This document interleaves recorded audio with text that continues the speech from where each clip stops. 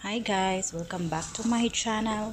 Ayan, for today's video magluluto tayo ng rice with shrimp.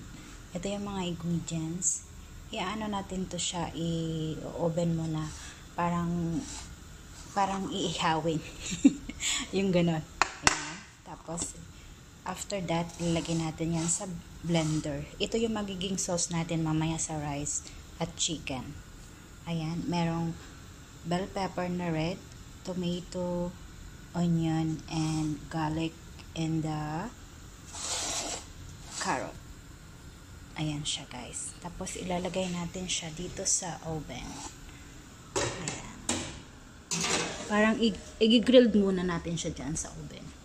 And then, ito yung shrimp. Naka-frozen. So, i-defrost muna natin siya. Tapos, i-marinate natin sa salt and pepper. So, let's do it. Lagyan natin ng 7 spices. Ayan na siya guys. Tapos i-blend natin. Ayan.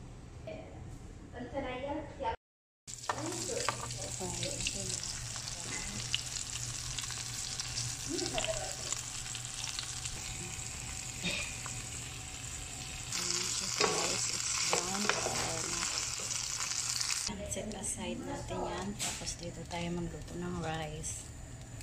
Ayan ang rice guys. Ito yung sauce na nilagay natin yung lemon. Ayan yung pang sabaw natin.